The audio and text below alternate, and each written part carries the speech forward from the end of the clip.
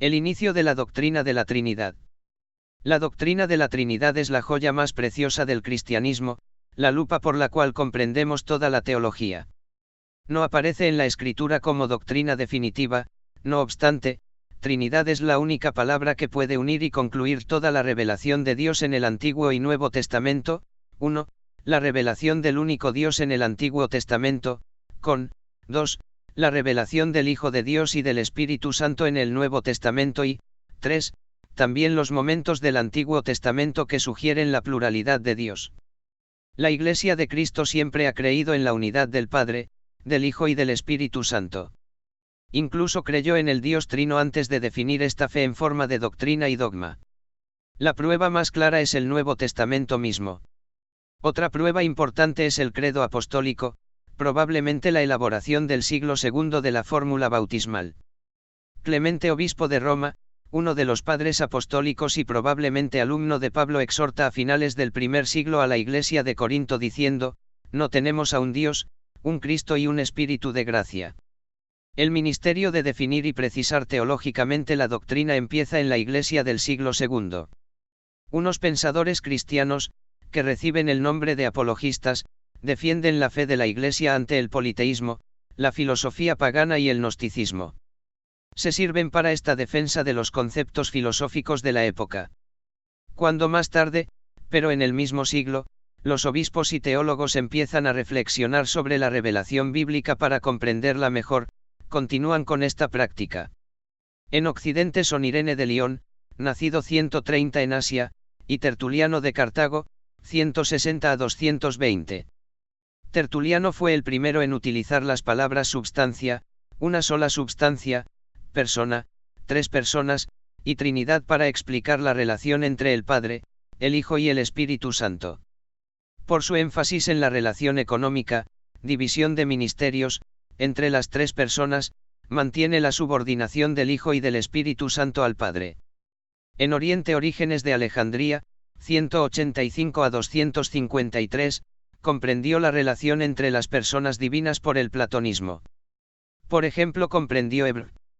1.3, que dice que el Hijo es la expresión exacta de la naturaleza, hipótesis, del Padre, en el sentido de que el Hijo es una repetición de un principio lo divino, en otro nivel inferior.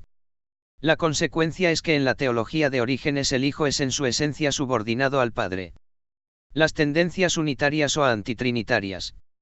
La doctrina de Trinidad en desarrollo no pudo convencer a todos los cristianos de los primeros siglos.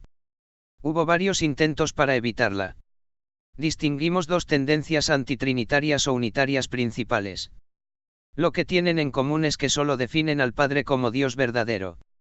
1. El modalismo: el Padre, el Hijo y el Espíritu Santo son apariencias del mismo Dios, tres nombres del mismo ser que se presentan en tres distintas condiciones, determinadas por el ministerio, como Padre creador y legislador, como Hijo salvador y como Espíritu Santo, el vivificador. El modalismo volvió en la Edad Media en las sectas panteístas, como la de Joaquín de Fiore, 1130 a 1202, que distinguió las épocas del Padre, del Hijo y del Espíritu Santo en la historia.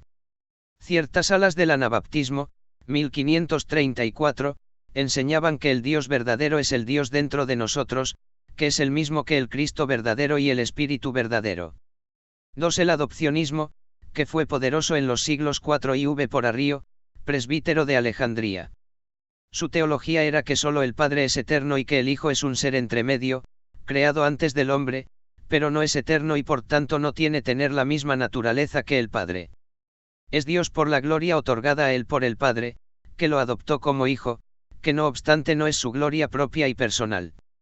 El Hijo es un mediador entre el Padre y la creación. Entre el Hijo y la creación hay otro mediador, el Espíritu.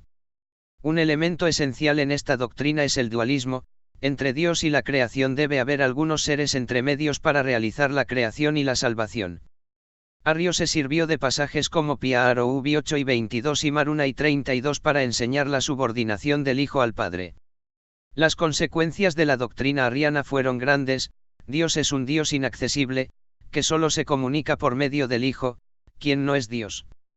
El gran oponente de Arrio fue Atanasio, a partir del año 328 obispo de Alejandría, que defendió con firmeza una doctrina en la cual Dios verdaderamente es el Salvador por medio de su Hijo. En Cristo, a causa de nuestra salvación, el Dios eterno se hizo hombre. Los concilios de Nicea y Constantinopla, 325, 381, convocados por los emperadores cristianos, tomaron la decisión de que el Hijo no fue creado, sino engendrado, de la misma substancia del Padre. Las palabras griegas precisas para decidir las cuestiones doctrinales, no tenían el propósito de sustituir el testimonio bíblico, ni explicarlo, sino expresar cómo debe ser comprendido.